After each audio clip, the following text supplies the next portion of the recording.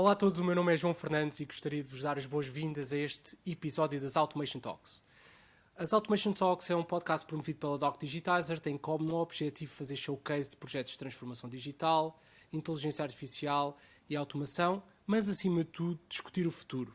Discutir o futuro com pessoas que o estão a moldar e onde a tecnologia irá certamente moldar também ela a sociedade, onde cada um de nós será obrigado a conviver com máquinas, algoritmos, sistemas mais ou menos complexos que nos facilitarão a vida em muitas situações, em que em tantas outras nos levantarão enormes desafios. Terei sempre comigo a Raquel em back-office a ajudar neste podcast e, obviamente, também o nosso Aníbal em sidekick, que ajudará a dinamizar esta conversa. O podcast está disponível nas plataformas habituais e, já que estamos no início de um ano novo e é um período de enormes resoluções e certamente muitos de vós quererão usar estas resoluções para investir em vocês ou transformar o vosso negócio, gostava de vos desafiar a irem aos nossos já 10 episódios e percorrerem-nos como forma de vos acompanhar nessas resoluções, uma vez que o Automation Talks, o seu propósito último é condensar em conversas de 1 hora um conjunto de temas relacionados com o futuro e que certamente poderão ser inspiradores para essas vossas resoluções. Também recomendar que, se gostarem desses episódios, que os partilhem nas vossas redes, porque é a forma mais simples que tem de nos ajudar a crescer e a trazer mais pessoas para esta discussão e expor mais pessoas a estes temas. Sem mais demoras, hoje temos o privilégio de ter como convidado o Gonçalo Abreu, a quem, Aníbal, te passo a palavra para o apresentares em grande detalhe. Sim, antes de passar ao nosso convidado, deixa-me cumprimentar as pessoas, a nossa audiência, desejar-lhes um bom ano, dizer-lhes que essa terceira resolução que eles colocaram na lista de ouvir o Automation Talks, que é uma ótima resolução, esperar que seja um ano de bons negócios e que não foi o caso da Doc Digitizer, felizmente, mas que possam voltar back on track daquilo que era os bons negócios que 2020 podia ter tirado. Gonçalo Abreu, prepara-te porque esta apresentação, prepara-te, João, que esta apresentação do Gonçalo vai ser super extensa. Aqui, não de uma forma depreciativa, mas o Gonçalo é uma pessoa nova como nós e licenciou-se e basicamente lançou o seu projeto, do qual vamos falar aqui, que é o Alfredo AI. Formou-se no técnico, portanto, temos aqui alguém da família, Engenharia Eletrónica e Informática, de 2008 a 2016, e fez uns estágios também, penso que na área de inteligência artificial, e logo a seguir fundou Alfredo AI em julho de 2018. Portanto, entre 2016 e 2018 fez uns pequenos estágios e depois lançou-se logo neste projeto. Gonçalo, permite-me, já que não tive aqui tanto tempo de antena para fazer a tua apresentação, permite-me só fazer esta pergunta aqui um bocado malandra. Alfredo AI, Alfredo porquê? É uma excelente pergunta. Primeiro de tudo, eu não fundei a startup sozinho, atenção. Tenho excelentes companheiros comigo que me ensinaram bastante, nomeadamente o Guilherme, o Mário e o João. E o nome Alfredo é uma história relativamente simples de entender, mas acho que a palavra certa é um antropoformismo, não é? No mercado imobiliário existe muita a sensação de que a tecnologia é uma coisa má, uma coisa nefasta, uma coisa que vai roubar trabalhos, que se enquadra muito aqui no título deste podcast. E o nome Alfredo é precisamente o nome que tenta quebrar esta barreira, que tenta aproximar a tecnologia das pessoas, até porque no fim de contas isso passa muito pela nossa visão, que é como é que nós pomos a inteligência artificial, como é que nós pomos o machine learning ao serviço das pessoas e como é que nós augmentamos a maneira deles trabalhar. E o Alfredo é simplesmente um nome para eles não sentirem que existe essa barreira. Em vez de ter um nome tecnológico, em vez de soar uma coisa estranha, é o nome de uma pessoa e é um nome português, é um nome que até se estende bastante. Portanto, poderia ser perfeitamente o Sr. Alfredo, mas aqui para simplificar foi o Alfredo. Gonçalo, bem-vindo.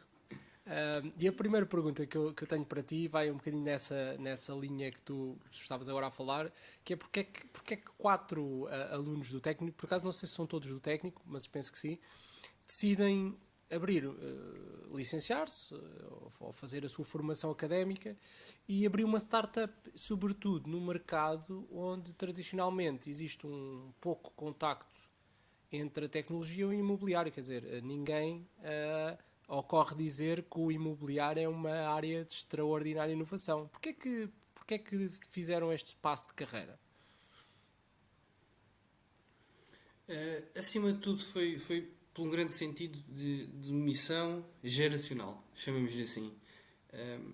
Hoje em dia em Portugal, se tu fores uma pessoa da nossa faixa etária e quiseres comprar uma casa e fores à procura de informação sobre ela, não há nada. Isto é um bocado assim, não há nada. Há preços super altos e tu não percebes porquê. E nós, em 2018, estávamos naquela fase com 26, 27, 28 anos, começámos a olhar a querer comprar a nossa primeira casa e muito influenciado, por exemplos, pelos exemplos que há na América, tanto nas competições do Kaggle como a Zillow, que faz vários challenges em termos de imobiliário. Nós fomos à procura de soluções no mercado português que nos ajudassem. Coisas simples como um modelo para estimar os preços, que eles chamam um AVM, um Automated Valuation Model, alguma coisa que estruturasse, algumas séries temporais que fizessem sentido, que não fossem só aquelas que fossem oferecidas pelo INE. E não existia nada. Como é que o Alfredo começou? O Alfredo começou com... nós recolhemos dados públicos da internet, tentámos fazer um modelo de asking prices e de transação simples, um AVM, aquilo funcionou relativamente bem, fomos mostrar ao mercado e percebemos que não havia literalmente nada. Aquilo era uma coisa que o mercado português nunca tinha visto. As pessoas... às vezes eles nem usam regressão linear, às vezes, os stakeholders. Os stakeholders às vezes fazem só médias do preço por metro quadrado e multiplicam aquilo pela área e está bom. E utilizam os coeficientes da homogeneização e pronto. E todo o resto do mundo já anda a usar métodos estatísticos super avançados. Aliás, um dos primeiros exemplos que nós estudamos quando começamos a fazer Machine Learning é precisamente o dataset de Linear Regression do Boston Housing. Não é? Gonçalo, Portanto, mas quando falaste em stakeholders, fala-me um bocadinho de quem são, ou seja, quem é que procura, pronto, obviamente quem vai comprar casa, essa informação no fim do dia, diria eu, já digerida, né? Será um asset para a decisão e será uma forma de decidir melhor, mas certamente não estou certo que esses sejam aqueles stakeholders que estás a falar. Quem é que são? Quem é que usa esses dados e quem é que quem é que necessita deles? Eu quando falo stakeholders, a nossa visão nós tentamos ser o mais abrangente possíveis. Não é? Nomeadamente a Alfredo atualmente trabalha com 3 tipos de stakeholders. Com agentes imobiliários, com o setor financeiro, com os fundos de investimento que compram carteiras em grande lote e também trabalhamos atualmente com o Ministério da Ciência e da Tecnologia porque temos um observatório, o Observatório do Alojamento Estudantil, basicamente diz quanto é que um quarto custa no país inteiro. Mas acima de tudo, os nossos stakeholders são os profissionais que trabalham com o imobiliário todos os dias. Isto porquê? Porque quando tu fazes uma ferramenta deste género, que produz analíticas, que produz inteligência, tu queres atacar os stakeholders que trabalham todos os dias com o imobiliário. Isso normalmente, acima de tudo, são avaliadores, são agentes imobiliários, são analistas e consultores e acima de tudo, a grande fatia de uso da nossa plataforma é esse segmento. Mediação, avaliação. Nós já vamos falar um bocadinho mais sobre o Alfredo, mas ainda eu queria ainda recuar um bocadinho porque muitas das pessoas que nos ouvem são pessoas que estão a pensar abrir a sua própria empresa ou lançar-se no mundo do empreendedorismo e de facto a vossa história é inspiradora, não é? Porque no fundo têm um sentimento de propósito, saem da faculdade e vão revolucionar uma indústria onde a tecnologia aparentemente não estava lá ainda e através da vossa contribuição está cada vez mais no futuro. Mas de certeza que para alunos saídos do técnico, e eu estive lá e sei, o técnico não nos prepara para os desafios de que é um lançamento de uma empresa, não é? Portanto, eu obrigava-te aqui a recuar aqui, não sei, uns meses, uns anos. Quais foram para ti os maiores desafios que enfrentaram e que não estavas à espera de enfrentar naqueles primeiros tempos em que abriste a empresa? É uma excelente questão. Eu diria que, acima de tudo, uma das coisas que às vezes me custa quando ouço pessoas a falarem sobre estes temas é o excesso de positivismo, chamemos-lhe assim, que existe à volta. Queremos ser americanos. Eu diria. Sim, mas às vezes cria concepções e ideias erradas que pelo menos não foram a minha experiência pessoal. A verdade é que abrir para nós uma startup e abrir uma startup acima de tudo no modo de bootstrap como nós fizemos é uma coisa que custa muito. E não é tanto um exercício de programação, ou de vendas, ou de management, ou de levantar capital. Acho que acima de tudo nós temos que preocupar-nos sempre. Eu sempre ouvi alguns empreendedores a dizerem que o que interessa são os princípios basilares das questões, e eu hoje em dia percebo mais ou menos o que é que eles querem dizer, ainda não percebo totalmente, mas eu diria que nós, para abrirmos um negócio, nós temos que nos preocupar naquilo que é essencial. E naquilo que é essencial qual é que é o valor acrescentado que nós queremos trazer e como é que nós executamos esse valor acrescentado através de um produto. E eu diria que parte do sucesso que nós estamos a ter, acima de tudo, é o foco nestas duas questões, que é: no mercado imobiliário existe um déficit tecnológico dos próprios profissionais, por exemplo, dos agentes da mediação, que muitas vezes também não têm os melhores recursos educacionais para desempenharem o seu trabalho. Como é que nós produzimos? Como é que nós fazemos um produto? Como é que nós fazemos uma plataforma que usa todas estas tecnologias, que lhes permita facilitar o seu trabalho no dia-a-dia, que lhes permita automatizar tarefas chatas que eles fazem? E o nosso foco em criar um negócio, acima de tudo, tem sido este ponto. Perceber quais é que são as dores destas pessoas, nomeadamente, por exemplo, fazer um simples estudo de mercado, perceber quanto é que uma casa vale, tentar gerar credibilidade perante um cliente, e como é que nós podemos pôr a tecnologia ao serviço dessas pessoas. Uma das coisas muito interessantes quando tu vens ver a nossa ferramenta e quando tu vais mexer na nossa plataforma, é que nós pomos o foco total na facilidade e no cliente, e não pomos o foco propriamente na tecnologia que nós usamos. E a tecnologia que nós usamos às vezes são soluções únicas, são estimações de incerteza com redes bayesianas, é análise semi-supervisionada com grafos, é extrações de representações latentes com VAEs, é geração de descrições automáticas com arquiteturas GPT-3. Nós descobrimos que no fim do dia o nosso cliente está-se nas tintas e a marimbar para como é que tu estás a resolver o problema. Ele quer um valor acrescentado e, acima de tudo, ele quer poupar tempo. E acima de tudo... E Gonçalo? Perdemos metade da audiência quando o Gonçalo começou a descrever ou ganhámos outra metade, não é? Ou ganhámos outra metade. E diz-me uma coisa, por acaso tocaste aí num ponto que eu gostava de desafiar a responder, que é: porquê bootstrap? Ou seja, nós vemos muitas empresas que se calhar não começam com clientes, não é? Começam a desenvolver um produto um bocadinho pela tecnologia, pelo lado da tecnologia, e depois acabam por ter algumas rondas de financiamento que os ajudam a crescer, mas não ouvimos assim tanto casos práticos de bootstrap. Queres-me falar um bocadinho sobre, se calhar, o que é bootstrap, porque a nossa audiência pode não saber, e porque é que tomaram essa decisão? Eu ia recomendar isso. Okay. O bootstrap é quando se monta um negócio, quando se monta uma startup, única e exclusivamente focada em revenue e no negócio que é capaz de produzir. O que é que isto quer dizer? Quer dizer que hoje em dia a Alfredo tem 7 pessoas a trabalhar, e o ordenado dessas 7 pessoas é paga única e exclusivamente com a revenue que nós geramos mensalmente e anualmente. Porquê é que nós seguimos este caminho? Eu diria que foi um bocado por falta de opção. O que é que isto quer dizer?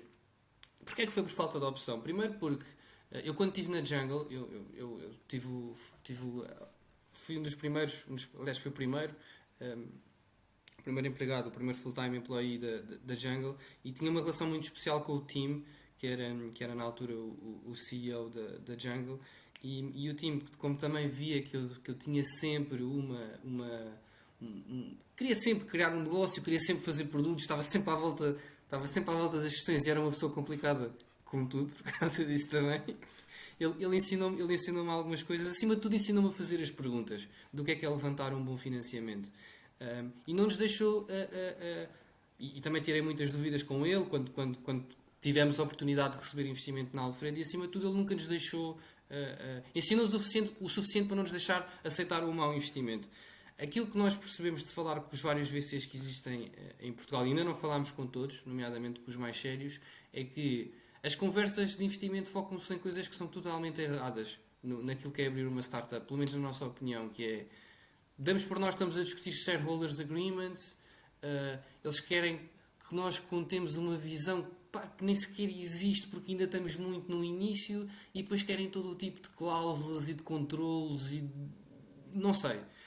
Ou seja, nós nunca recebemos investimento porque nós nunca encontramos uma proposta como se faz, por exemplo, no Y Combinator, que é toma um SAFE, um Agreement for Future Equity, um Simple Agreement for Future Equity e preocupamos com a avaliação depois. Nós nunca encontramos alguém que nos oferecesse uma situação destas. E depois temos outro problema, que é nós nunca focámos o tempo necessário para conseguir levantar uma ronda de investimento, porque a maior parte desse tempo estávamos sempre a fazer aquilo que nós gostávamos, que era como é que nós misturamos as necessidades dos clientes com a nossa vontade de brincar e de construir software. Deixa-me partilhar também, percebo perfeitamente, porque também é o caminho que nós temos seguido na Doc Digitizer. E efetivamente a tua resposta foi genuína e eu revejo-me nela totalmente. Não é uma questão de os venture capitalists serem um bicho mau que quer, no fundo, moldar as empresas à sua imagem e semelhança. Trata-se também muitas vezes de KPIs que eles próprios e os fundos são obrigados a seguir, mas que muitas vezes não encaixam com empresas, querem ser cash flow positive, querem ter clientes, querem alavancar esse crescimento. E pronto, e são dois caminhos igualmente prováveis e viáveis, e eu ainda acredito, e de certo traremos aqui ao programa investidores com uma abordagem e que valorizem esses KPIs de negócio. Diz-me só uma coisa, em que fase é que vocês estão neste momento? Já me falaste que têm vários clientes, estão a trabalhar com 3 tipos de clientes, que têm 7 pessoas com vocês. Queres-me falar um bocadinho sobre em que fase é que estão atualmente, o que é que estão, quem são os vossos clientes, e já vi que investimento para já é algo que não está no vosso roadmap, mas fala-me um bocadinho de como é que está o projeto agora em 2020, como é que fechou em 2020? O projeto fechou 2020 numa situação muito engraçada, porque 2020 acabou por ser um ano muito interessante para a Alfredo, porque nós conseguimos triplicar também desde o início do ano, porque graças a Deus nós, não tendo uma estratégia consolidada de marketing ainda, mas já tendo um produto bastante consolidado, começou a existir no mercado uma grande visibilidade por uma plataforma que fizesse exatamente aquilo que prometia. Ou seja, havia muitos clientes que já estavam um bocado churned com outras plataformas e com promessas de over-delivery e que nunca acontecia nada, e de repente olham para a Alfredo e vem uma coisa que tem 3 ou 4 botões que faz aquilo que eles queriam, que é nomeadamente fazer um estudo de mercado em 5 segundos. E depois a Alfredo começou a progredir para outros produtos. De repente já tem umas listagens com deduplicação unificadas, já tem um conjunto de landing pages que permite aos agentes imobiliários terem uma página personalizada para interagir com os clientes via redes sociais, onde os próprios clientes vão lá e já criam eles o estudo de mercado. Ou seja, existiu todo aqui um dinamismo e uma sinergia de nós trabalharmos com consultores imobiliários e com avaliadores para conseguirmos tornar a ferramenta que efetivamente tem a credibilidade e a honestidade de se prometer de fazer aquilo que se promete. Nós, atualmente, em que estado é que nós temos? Nós gostamos de pensar que temos cerca de 10% do mercado da mediação em Portugal. No que é que isto se traduz? Isto se traduz em que de todos os agentes imobiliários que existem no país, ativos, consolidados, profissionais, cerca de 10% acede ao Alfredo pelo menos uma vez por mês. E nós achamos que isto é um número brutal. E utiliza o Alfredo por uma simples razão, que é, É muito difícil de perceber quais é que são os preços das casas em Portugal, porque os dados de transações não são públicos, nem há nenhuma iniciativa para os tornar, nem nenhum interesse aparente. E o Alfredo tem uma solução tecnológica que, através de um conjunto de parcerias que lhe dá uma amostra pequena e de tudo o que está listado na internet, consegue fazer uma inferência estatística muito bem do preço da casa às condições do mercado real. Então, os próprios agentes, os próprios stakeholders do mercado imobiliário, quando precisam de descobrir porque é que uma casa vale, e mais importante, precisam de explicar porque é que ela vale, elas vão ao Alfredo, elas fazem um estudo de mercado e conseguem angariar essa credibilidade por parte do cliente. Porquê? Porque a estimativa está lá, a estimativa está bem explicada, porque o nosso próprio estudo de mercado é quase como um XAI, um Explainable AI, qual é que é o output do modelo, ou seja, podes pensar no nosso estudo de mercado como um comportamento localmente linear, num ponto geográfico do que é que se passa, e é bastante simples para os compradores e para os vendedores perceberem porque é que a casa tem aquele preço. A casa tem aquele preço porque isto é o comportamento no mercado, e nós inclusive temos um método que te permite dizer se aquilo é um mercado especulativo ou não, que nós chamamos a incerteza da nossa estimação. E nós acreditamos que isto funciona porque nós efetivamente fazemos um bom research do que é que se faz lá fora e temos bastante apoio universitário, bastante apoio de algumas pessoas que estão no meio académico e que se interessam por aquilo que estamos a fazer, e podemos produzir. E acho que também há uma diferença nuclear, que é os elementos que estão na equipa fundadora, para além de terem um grande sentido de missão, eu, o Guilherme e o Mário, nós não vimos do mundo do business, nós vimos do mundo da tecnologia e de estudar e de tentar ter um conhecimento profundo. Nós implementamos, nós não vamos pagar às pessoas para elas desenvolverem uma ferramenta. Nós estamos envolvidos no processo. E eu acho que isso é uma coisa que faz totalmente diferença e isso fez-se. Gonçalo, falaste aí várias vezes em estudo de mercado. Para os mais leigos e que não estão por dentro desse termo, queres-me explicar um bocadinho o que é isso? Ou seja, o que é que o Alfresco entrega para um agente imobiliário? O que é esse estudo de mercado? Okay. Na verdade, eu até deixo o convite. Nós como temos uma ótica também meio de serviço público, qualquer pessoa pode se ligar ao Alfredo e pode fazer três estudos de mercado à borla, sem precisar de pagar nada. Portanto, quem tiver a ouvir pode ligar-se a alfredo.pt, pode fazer social login, que é para não dar trabalho absolutamente nenhum, e avaliar uma casa. Um estudo de mercado podes pensar como uma pré-avaliação. O que é que isto quer dizer? Vais ao Alfredo, introduzes os dados da tua casa, a morada, a tipologia, a área bruta privativa, a área útil, todo um conjunto de panóplias o mais detalhada possível, as fotografias, e o Alfredo, em 2 ou 3 segundos, tira-te um relatório, uma pré-avaliação de porque é que a casa, diz-te qual é que é o valor, sugere-te um intervalo de confiança, diz-te se a avaliação é uma boa avaliação ou uma má avaliação e dá-te toda uma explicação detalhada de porque é que a casa tem aquele valor. Imóveis comparáveis, há quanto tempo é que eles estão no mercado, série temporal da variação do preço, histograma da dispersão dos preços, dá-te um gráfico de eixo, um scatter plot com a amostra da área por preço, dá toda uma explicação também escritinha a dizer o que é que cada uma das coisas quer dizer. Ponto interessante, porquê que é uma pré-avaliação? Porque, mais uma vez, em Portugal, não existe um regime legislativo que te permita assegurar que estas ferramentas tenham validade legal. E, no entanto, já existem muitos outros países, nomeadamente no norte da Europa, nomeadamente na América, são chamados AVMs, Automated Valuation Model, que são legislados pelas entidades que dirigem esse país. Não existe essa legislação lá. Nós temos todo o interesse em que ela possa aparecer, mas sinceramente também estamos muito focados em 2021 para o que é que podemos fazer lá fora. E já vamos lá, né? Mas antes de irmos para fora, eu se calhar perguntava-te, é uma coisa que me intriga, e nós também passamos um bocadinho por isso na Doc Digitizer, mas no vosso mercado ainda penso que deve ser mais latente. Certamente que as pessoas com quem, os vossos clientes, não é, finais, são pessoas que têm pouco contacto com tecnologia ou com inovação.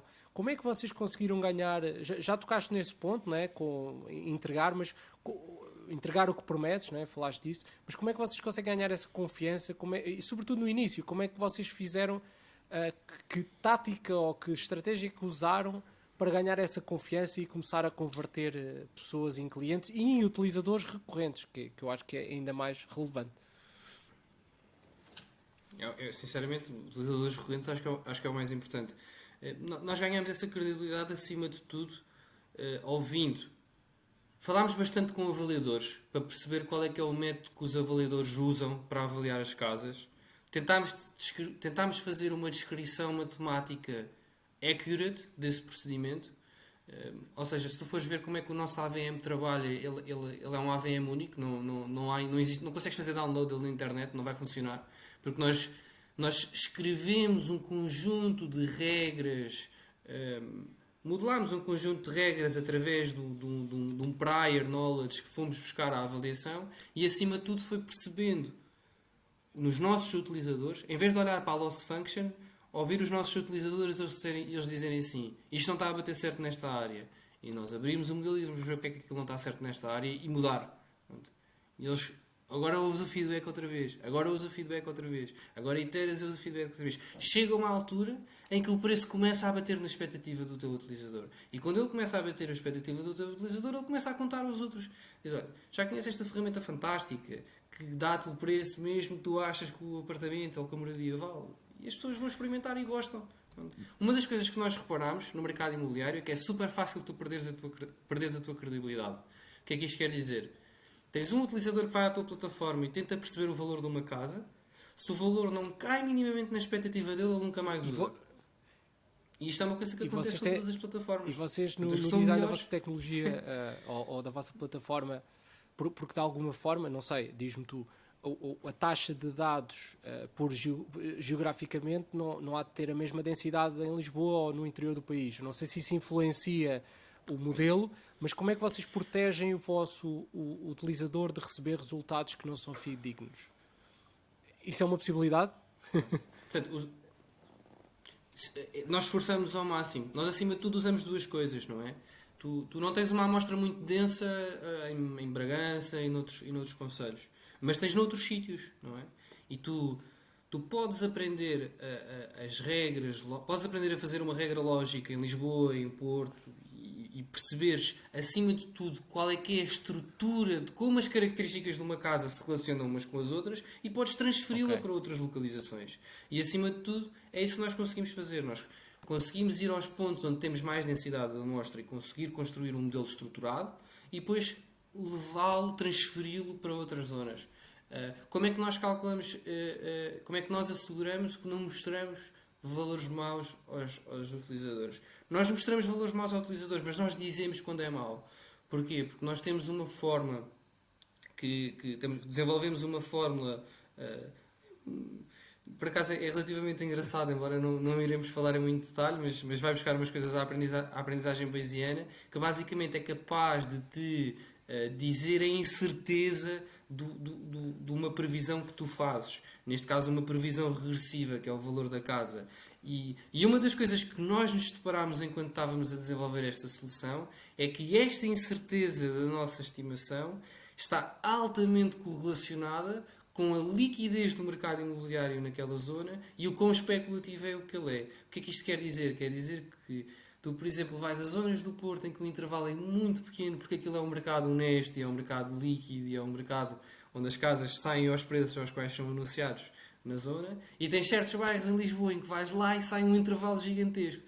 Isto porquê? Porque tu tens, por exemplo, vou-te dar um exemplo muito concreto e muito real.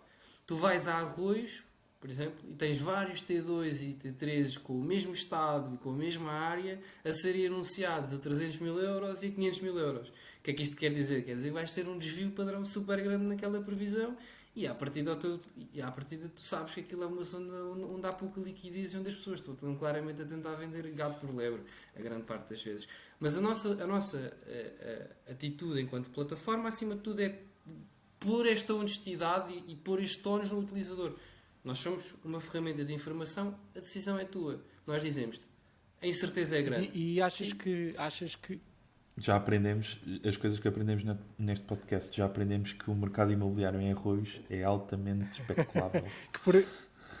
Não, foi um Mas exemplo por acaso é onde o meramente Aníbal vive, por ilustrativo. isso ele vive com isso todos os dias. Mas eu nessa linha de pensamento até te iria perguntar o seguinte: ah, no imobiliário existe efetivamente uma assimetria e uma assimetria de informação entre o vendedor, o comprador, a imobiliária, e existe muito negócio feito sobre a alavancar nesta assimetria. Parece-me que vocês vêm trazer uma transparência ao mercado. Essa transparência é encarada como benéfica por todos? O vosso cliente não vê isso como um facilitador do seu trabalho, mas também como uma threat, uma ameaça, não só porque pode perder o trabalho, como pode, através da informação que é exposta, perder de alguma forma o seu leverage derivado da A capacidade sim, de por negociar, exemplo. não é? Excelente pergunta. E após 2 anos e meio de experiência, há várias respostas. Há uma distribuição Então de diz-me respostas. aquelas mais Aquilo que eu- mais no histograma mais ao centro. Aquela que eu te posso dizer é que a opinião depende se tu és uma pessoa que está no mercado há muito tempo e que já vendeste muitas casas, ou se és uma pessoa que não tens assim tanta experiência ou não tens uma tão Ok. boa performance. As pessoas que são boas e que vendem muitas casas sabem que a casa se vende pelo preço certo.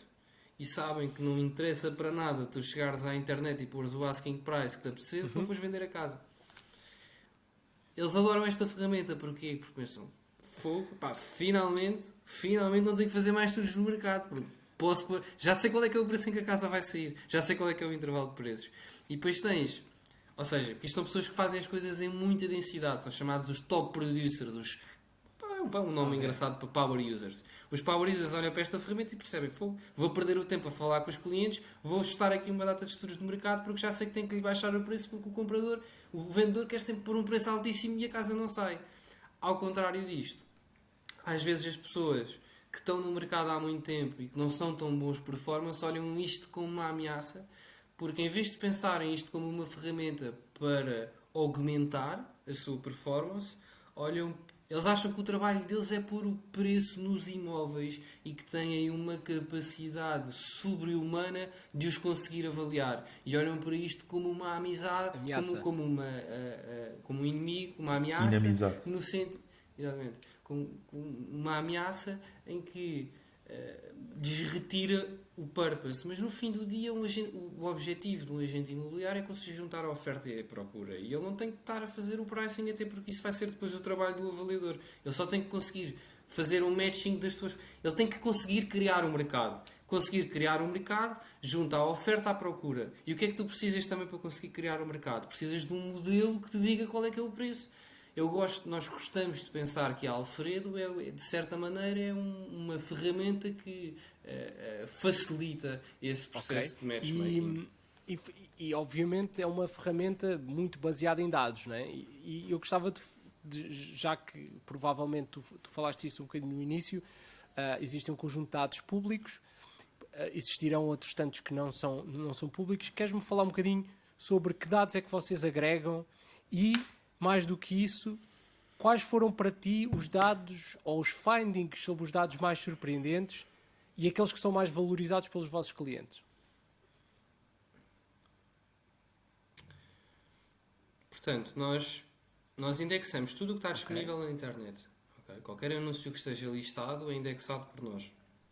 À parte disso, nós começámos a estabelecer várias parcerias com clientes nossos, em que começou a existir alguma vontade por parte deles também partilharem dados de transação para melhorar a análise que somos capazes de produzir. Portanto, acima de tudo, nós temos 2 tipos de dados. Indexamos tudo aquilo que é público e que é disponível, as APIs do Google Maps, as APIs de ratings, tudo e mais alguma coisa, todos os dados que possam estar listados na internet publicamente. E depois também temos uma pool privada, que é a pool que nós usamos para fazer a nossa validação, que são dados de transação efetivamente. E temos uma mistura, um balanço entre os dois. A segunda parte era o que é que eles valorizam mais. E o que é que tu achaste mais surpreendente quando começaste a fazer crash desses dados? De certeza que houve coisas que te surpreenderam completamente. E o que é que os teus clientes valorizam mais? É assim, os dados têm uma qualidade baixíssima. Aquilo que tu indexas na internet é uma qualidade baixíssima. E grande parte da pipeline da Alfredo e grande parte do nosso segredo é precisamente como é que nós conseguimos limpá-los. Eu diria que nós temos 4 modelos de machine learning em produção atualmente, 3 são para limpar os dados. Só. Vou-te dar um exemplo. Cerca de 20% das latitudes e longitudes que são inseridas nas listagens online estão erradas. Estão mal colocadas. E repara que nós somos capazes de dizer este número, cerca de 20%. Provavelmente nenhuma empresa é capaz de dar este número com esta precisão. Isto porquê? Porque existe uma prática às vezes na mediação em que os agentes não querem dizer exatamente onde é que é aquele imóvel, que é para o outro agente imobiliário e não ir lá e tentar angariar o imóvel em partilha. Por exemplo, um dos modelos que nós temos é precisamente conseguir varrer o texto e as características do imóvel e com base nesse varrimento, é uma rede neuronal com múltiplas entradas, com base nesse varrimento conseguir fazer pinpoint da localização do imóvel, sem precisar de usar a latitude e a longitude. Isto é uma coisa que eles valorizam imenso. Uma das coisas que os nossos clientes valorizam imenso é irem às nossas listagens e ser o único sítio onde tu não encontras imóveis mal localizados. Enquanto nos outros sites isso não consegue. Enquanto em qualquer outra plataforma de listagens, tu vais sempre encontrar imóveis mal localizados. Na Alfredo também encontras, mas isso tem um rating, que é a nossa taxa de ruído que nós aceitamos é cerca de 0,3, 0,2% a última vez que eu verifiquei. Ou seja, 2 imóveis, é isto, não é? 2 imóveis em cada 100, não, menos, 0,2, Ok. whatever. Enfim, 2 imóveis a cada 1000 vão estar mal localizados. Isso é uma coisa que eles valorizam bastante. Não têm que andar por perceber se aquele imóvel é mesmo no Marquês de Pombal ou sem Coimbra. E isso é muito interessante, porque normalmente nós achamos, e nós, mais uma vez, um ponto de contacto com a Doc Digitizer, a malta pensa em AI e modelos e Deep Learning como sendo uma ferramenta de output para os nossos clientes. Mas, de facto, muitos dos dados que nós tratamos, também nós na Doc Digitizer, a base, são dados que não são minimamente limpos. E, portanto, muito do nosso trabalho interno também é limpar dados. E, às vezes, isso é muito mais doloroso e muito mais impactante conseguir peneirar os dados e garantir que os dados estão limpos para depois os trabalhar. E de facto, é interessante porque não é algo que normalmente as pessoas falem. A gente fala dos machine learnings para ver o futuro, mas esquece de tudo aquilo que se tem que fazer de antemão porque os dados não estão limpos, nem estruturados, nem tratados, nem standardizados. E falamos às vezes como aquilo fosse uma inteligência black box. Olha, pões aqui a caixa e ela vai trabalhar sozinha. Mas depois vais ver e o pré-processing tem 1000 regras lógicas para tirar outliers. Mas o problema é que há empresas que estão dispostas a ouvir as pessoas e os stakeholders e escrever essas 1000 regras lógicas para tirar os outliers. E há outras que, olha, há de haver uma solução no futuro, então vamos pôr aqui cash a torta e a direita até lá para cima. João, deixa-me só fazer aqui uma pergunta. Gonçalo, tem sido um tema um pouco recorrente em todos os episódios, porque chegamos sempre aqui a uma altura do episódio em que começamos a falar em inteligência artificial e há sempre aquela parte em que desviamos a conversa para o apocalipse da humanidade e etc. E aqui é interessante porque eu não estava a encontrar onde é que poderia entrar esta questão, mas encontrei agora, ou seja, na medida em que tu me falaste nesses mesmos modelos. E o que eu te queria perguntar era se tu vês que esses modelos, eles são autoalimentados, como é óbvio, se tu vês que isso possa ter um reflexo no mercado mais do que é normal. Por exemplo, deixa-me dar um exemplo concreto para conseguirmos tornar isto tangível. Ou seja, imagina que tu tens uma casa que, mediante todos os dados em que são introduzidos, essa casa teoricamente tinha um certo valor, mas começas a criar guetos a nível de habitação e que isso possa de alguma forma tornar que os dados sejam enviesados, não é? Por assim dizer. Não sei se fui claro na pergunta, eu sei que fui um bocado... Claríssimo. Todas as modulações incorrem em bias. Eu gosto mais da palavra em inglês, viés em português é um bocado estranho. Toda a modulação carrega bias, não é? Só quem nunca teve só quem nunca estudou inteligência artificial minimamente, ou frequentou uma aula, ou leu um conjunto de papers, é que acha que pode haver modulação sem bias. E uma das coisas que deve ser ensinada a qualquer researcher, a qualquer praticante de machine learning, é precisamente saber que with great power comes great responsibility. Já agora, O que é que Gonçalo, isto só quer dizer? Quer para os dizer ouvintes que- saberem, isso é um quote do Spider-Man 2, do Uncle Parker, Exatamente. do Uncle, Uncle Ben. do, Uncle do, Ben. do Parker, Exatamente. portanto, Exatamente. só para... que cunhou essa frase. O Sim, filme é terrível. O Vale- filme é vale terrível, pela quote, mas essa vale quote, pela essa quote, quote é sim. interessante. Foi a única coisa que ficou. Mas Mas também fica a nota que é o meu super-herói preferido exatamente um pouco por causa dessa parte, ou seja, por tudo aquilo que ele carrega, não é? Mas o que é que isto quer dizer? Quer dizer que nós, enquanto praticantes de machine learning, devemos e temos uma responsabilidade para um pseudocódigo deontológico que não interessa, que não existe, mas que interessa, precisamente, em perceber quais é que são os prior knowledge que nós devemos usar e quais é que são os bias que nós devemos transportar para a nossa modelação. Por isso é que é muito perigoso tu teres uma startup num mercado que movimenta tanto dinheiro como o imobiliário, que tem um conjunto de pessoas que não dominam minimamente estes sistemas, porque tu vais pôr biases que são incorretos e vais enganar pessoas. E tu quando estás a fazer uma startup em que estás a pôr preços nas casas, pá, a casa é o sítio onde as pessoas gastam mais dinheiro na sua vida, a maior parte das vezes estão 30 ou 40 anos a pagar. Tu deves carregar um bias e deves desenvolver ferramentas para perceber onde é que ele existe e deves tentar perceber se o teu modelo está a ser especulação ou não, deves perceber se estão a fazer ataques adversários à tua ferramenta ou não, deves perceber se tens utilizadores a fazerem exploit à tua tool ou não, e tens que carregar essa decisão para o utilizador. Como é que tu carregas essa decisão para o utilizador? Abrindo um modelo. Ou seja, não lhe dás uma black box, dás-lhe um modelo e dás-lhe a explicação do modelo e dizes: a decisão é tua. A decisão é tua, tens o output, tens a explicação.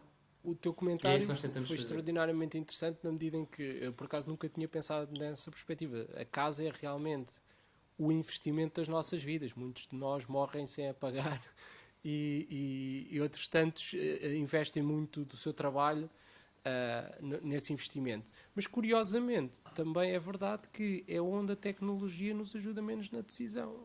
Hoje em dia, para o comum dos mortais e sem o Alfredo,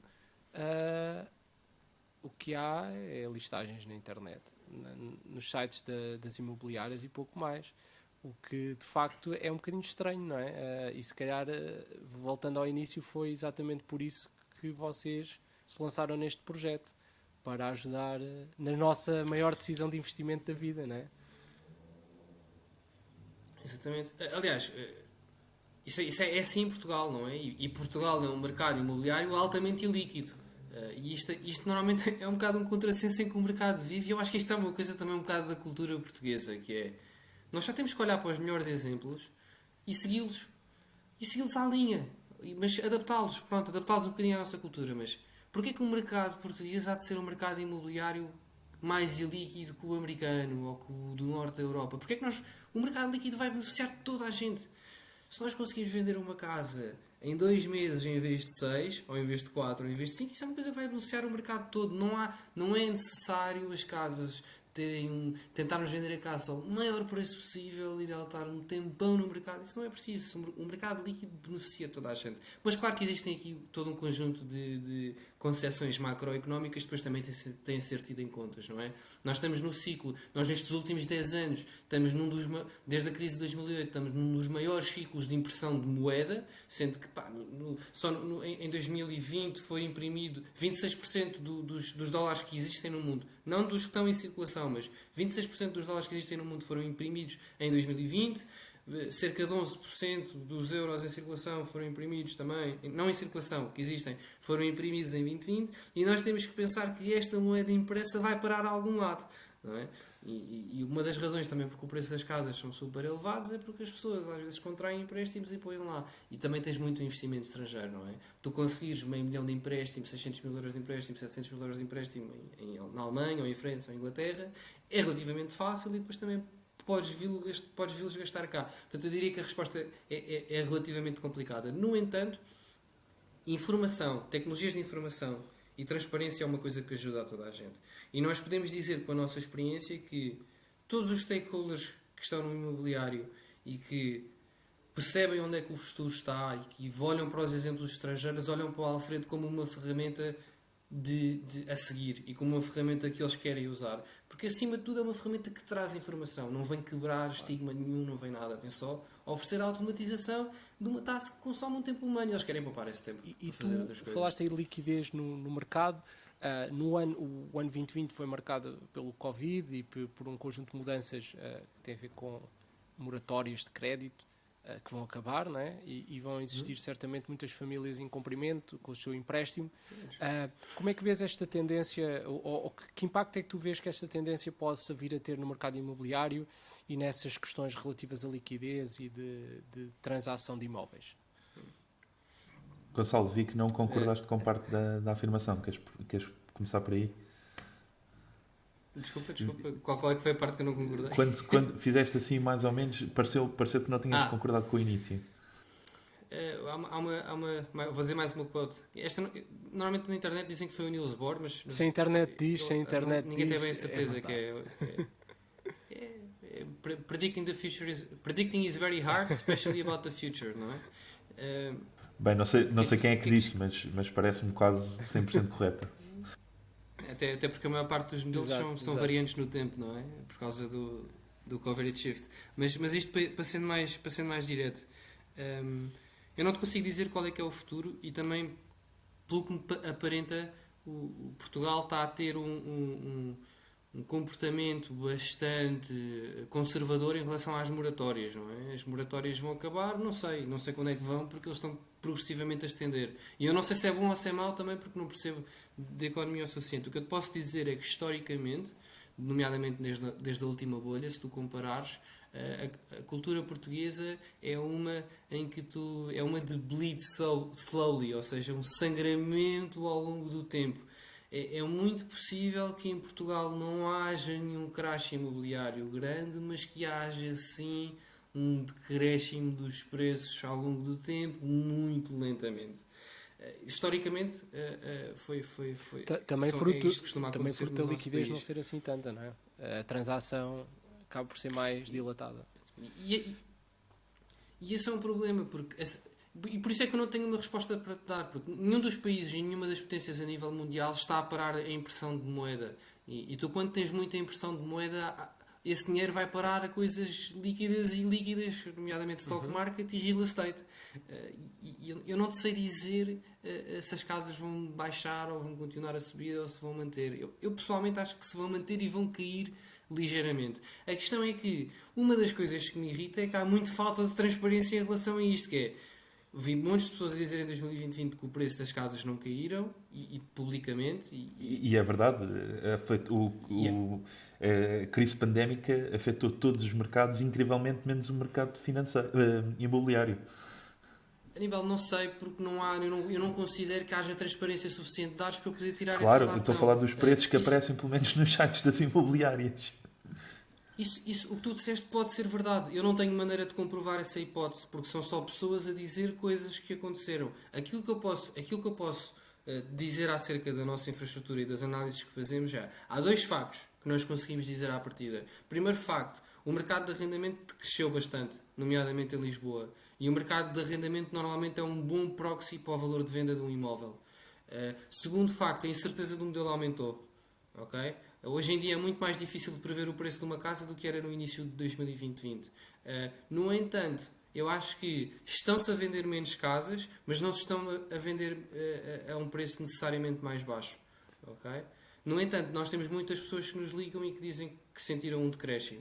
Mas depois também temos os casos de sucesso em que se continua a vender casas de 500 mil e 600 mil euros e 700 mil euros. Uma coisa que posso dizer que é, no mercado de nicho e no mercado de high-end, não se notou grande coisa. No mercado de low-end, não sei dizer. Não te consigo dizer. Mas consegues-nos dizer uma coisa? Como é que vês o futuro, no futuro, o Alfredo impactar a experiência de compra de casa? Vocês querem mediar transações? Querem realmente ser uma tool para clientes finais? O que é que tu achas que vai ser, que vai mudar o que é que vocês acham? O que é que tu achas que vocês vão mudar na experiência de compra de casa nos próximos anos? Consegues-nos abrir a caixa de Pandora? Consigo. E mais uma vez eu diria que a nossa visão começou assim, aberta, depois ficou assim, agora está mais ou menos assim, algum dia há de estar Ok. direita. Nós vamos afunilando a nossa incerteza. Uma coisa eu posso dizer, que é nós queremos cada vez ir progressivamente capturando mais a cadeia de valor. E a cadeia de valor começa num sítio e acaba no comprador final a comprar a casa.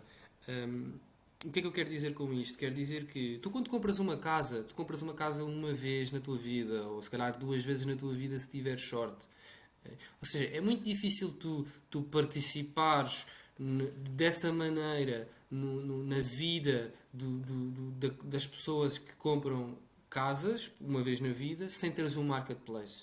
E há sem dúvida essa visão de nós criarmos um marketplace até porque temos um algoritmo de price making. Mas isso é uma coisa muito a longo prazo e não sabemos sequer se há de materializar. Uma coisa nós sabemos que é, nós queremos dar as ferramentas às pessoas que trabalham com o imobiliário todos os dias, de maneira a que elas possam ter o tempo poupado e terem uma boa automação daquilo que é expectável para elas de ser desempenhado um bom trabalho, nomeadamente na recolha e na análise de informação. Portanto, eu diria que a visão a curto prazo da Alfredo é precisamente essa. É tentar trabalhar com o máximo de stakeholders possível.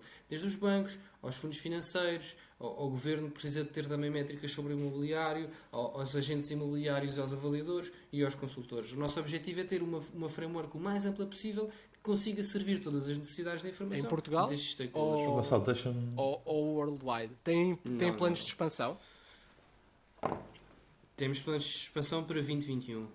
Toda a framework que nós construímos foi sempre pensada para conseguirmos englobar qualquer outro mercado rapidamente. A única razão por que nós ainda não fizemos isso foi porque ainda não consideramos que expandimos ao máximo a nossa capacidade de revenue no nosso país. No entanto, nós achamos que isto é algo que possa acontecer já no primeiro trimestre de 2021 e assim que isso acontecer, o nosso foco deixará de ser Portugal e passará a ser outros mercados. No entanto, nós teremos sempre um olhar especial para o nosso país e, acima de tudo, um dever de missão no que toca à informação no imobiliário em Portugal. Mas a nossa visão não é pequena ao ponto do nosso Aníbal, país. querias fazer uma pergunta? Gonçalo, deixa-me só. Sim, perguntar aqui um pouco também. Já não faz muito sentido, mas falaste-me. Portanto, vocês têm claramente um negócio B2B. Portanto, porque falas muito numa relação próxima com os stakeholders, não está em vista, não sei se isto é capaz de afastar aqui alguns clientes, mas do que puderes falar, não está em vista em passarem para uma relação para clientes finais, ou seja, um B2C, disponibilizarem a vossa plataforma para clientes finais? Eu diria que nós somos muito B2B, B2B2C. Pronto, B2B2C Certo. se calhar. Só que aqui o C, às vezes, são os agentes imobiliários, os avaliadores e os consultores. O que é que isto quer dizer? Quer dizer que nós não temos, na nossa visão nem curta nem a médio prazo, de trabalhar com as pessoas finais que compram casa. A plataforma vai ser sempre aberta para essas pessoas se elas quiserem fazer um estudo de mercado à borda. Isso é um serviço público. Mas isso não é o nosso cliente. O nosso cliente é quem é que trabalha com o imobiliário todos os dias, quais é que são as suas necessidades no dia-a-dia e como é que nós acrescentamos valor a essas pessoas. Nós trabalhamos para elas, porque elas trabalham todos os dias. E se tu quiseres ter o máximo impacto no mercado imobiliário, tens que fazer uma ferramenta para quem vai trabalhar com ela todos os dias. Faz Mas, todo sentido. Gonçalo, uma das coisas que vocês fazem paralelamente a vender isto, penso eu, e tu falaste um bocadinho disso, que foi, salvo erro, o Observatório Student, estou aqui a ver no vosso site, ou seja, vocês também tiram partido desses dados para aumentar a transparência, não necessariamente ligados aos vossos clientes finais, diria eu, mas como forma também de abrir isto à comunidade. Acho isto um projeto interessantíssimo, tocaste nele um bocadinho no início. Eu estou aqui a ver o vosso site. Queres-me só, para concluirmos aqui a nossa conversa, falar-nos um bocadinho desta iniciativa, porque é que foi feita e o que é que ela encerra? Sim, posso. O Ministério da Ciência e da Tecnologia tinha uma pergunta para responder e ninguém conseguia responder esta pergunta, que era: quantos quartos para alojamento universitário é que estão disponíveis no mercado privado? Okay? Tu tens um problema nos sites de listagens e em tudo o que está anunciado online, que é, tu tens um anúncio postado em múltiplas plataformas. Ou seja, se tu fores contar todas as listagens que estão na internet, cerca de 60% a 70% são duplicadas umas das outras. É um problema de duplicação gravíssimo. Como tal, se tu quiseres contar o número de quartos, mesmo dentro do próprio site, tu podes ter o mesmo anúncio listado por várias pessoas em sítios diferentes. Como tal, se tu quiseres responder à pergunta do quantos quartos é que há na oferta privada para o alojamento estudantil e qual é que é o preço deles, é difícil de saberes a resposta. No entanto, uma das coisas que nós já tínhamos desenvolvido era precisamente este motor de duplicação. E na altura foi lançado este desafio, nós chegámos com um número à frente, o Ministério disse, perfeito, vamos fazer um observatório para promover a transparência e para que todos os alunos universitários, na altura em que tenham que escolher um quarto, consigam ligar-se a este observatório e consigam perceber efetivamente quais é que são os preços praticados e não se deixarem também enganar por, às vezes, aquele delta de negociação que os asking prices levam para o arrendamento dos quartos. E esses números são públicos e são disponíveis e qualquer pessoa pode ligar. Curiosamente, o mercado de consultadoria atualmente anda-se a focar muito neste observatório para fazer inferências futuras e tentar fazer tentar avaliar o quão bom o mercado imobiliário do alojamento universitário é para investidores. No entanto, isso é o trabalho deles. Nós não fazemos futuro, nós fazemos e não só para agora eles, e passado. Eu acho que isto é uma ferramenta de enorme valor até para as próprias instituições públicas, quer seja a nível de governo, quer seja a nível de autarquias, a poderem de alguma forma gerir os seus programas de apoio e sociais relacionados com a habitação de uma forma muito mais eficaz, porque de facto a habitação, o arrendamento de estudantes é apenas um dos nichos em que existe um enorme problema, não é? Mas existem tantos outros e tantas outras políticas públicas que podem ser impactadas ou podem ser direcionadas de forma diferente mediante o acesso a dados que atualmente, quer dizer, até vocês aparecerem, não existiam desta forma tão transparente. Sentes que isso também pode ser uma boa fonte de informação para isso?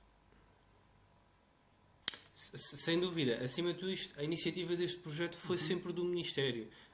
E embora saísse um bocadinho fora do nosso core, nós fomos alunos universitários há relativamente pouco tempo e nós percebemos exatamente o problema e nós agarrámos a oportunidade e fomos um quadro onde o Ministério pintou e disse era super porreiro nós termos um dashboard centralizado com toda a informação sobre o mercado estudantil. E nós dissemos, temos capacidade de fazer isso, vamos em frente. E surgiu o Observatório. E esperemos que o Observatório impacte de forma o mais positiva possível todo o mercado do alojamento estudantil. E, acima de tudo, na centralização da informação. Os ouvintes e visualizadores no YouTube, student.alfredo.pt, acho que vale mesmo a pena passar lá e observar como é que uma startup em Portugal conseguiu gerar valor para a sua própria economia e, acima de tudo, colocar o que está a fazer e a sua tecnologia publicamente a servir dados que podem ajudar desde o estudante ao governo, à autarquia e até, eventualmente, a empresas que vivam nesta indústria.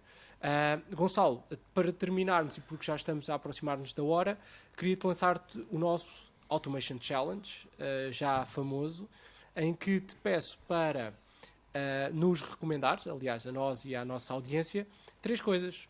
Um podcast, eu acho que troco sempre as ordens disto, mas um podcast, um livro e uma personalidade que achas que vale a pena seguir. São 2 perguntas, são fáceis, uma é difícil. A da pessoa a conhecer é especialmente difícil. Acima de tudo, porque eu trabalho aliás, eu trabalho com uma equipa que eu sinto que é fantástica, mas acima de tudo, os 2 co-founders com os quais eu trabalho, o Guilherme e o Mário, têm sido pessoas que, mesmo do ponto de vista de desenvolvimento pessoal, eu sinto que tiveram um impacto brutal e conseguem. É espantoso a quantidade de assuntos diferentes que eles conseguem aprender. No entanto, olha, fica aqui este desafio. Se quiseres convidar algum deles, por favor, fale, que a conversa vai ser interessante. No entanto, isso não é só o que eu vou sugerir. Na verdade, não estou só a fazer uma sugestão, estou a fazer subliminar. Eu acho que há duas pessoas interessantes que tu podes trazer. Uma delas é o Luís Batalha, da Ample Market.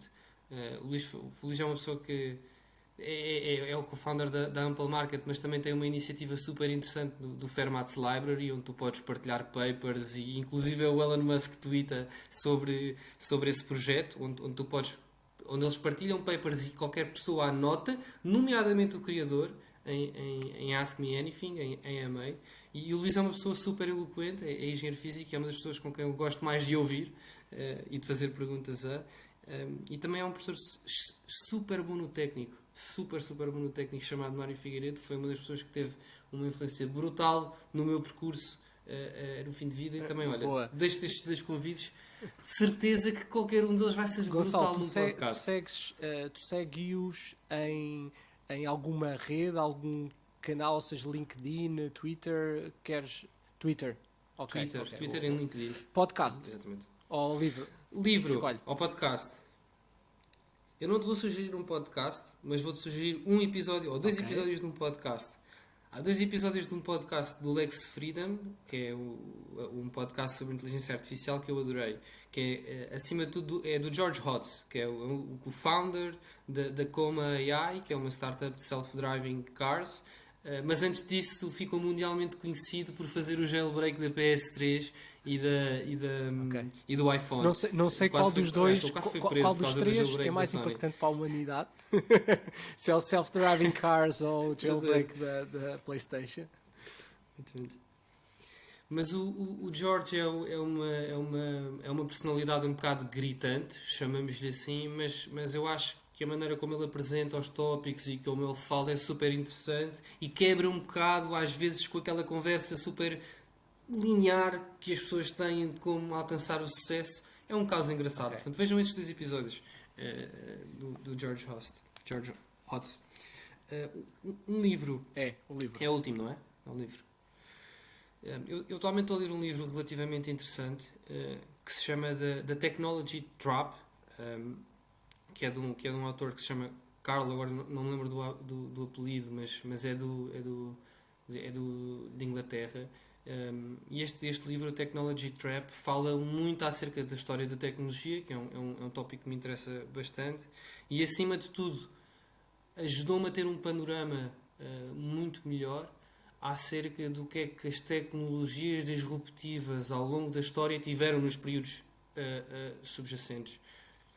E os últimos capítulos acabam precisamente nesta revolução dos dados e do IA e das tecnologias de informação, mas eu infelizmente ainda não tive tempo de lá chegar. Mas há uma coisa que eu gosto bastante acerca deste livro e deste autor, e que eu estou a gostar, sensivelmente a 3/4, que é ele não força uma visão no leitor. Ele é muito descritivo, tenta ser descritivo e factual acerca da história. No entanto, isso não é completamente possível, mas Claro. aparenta esforçar-se. Obrigado por Mas, João, antes de fechares,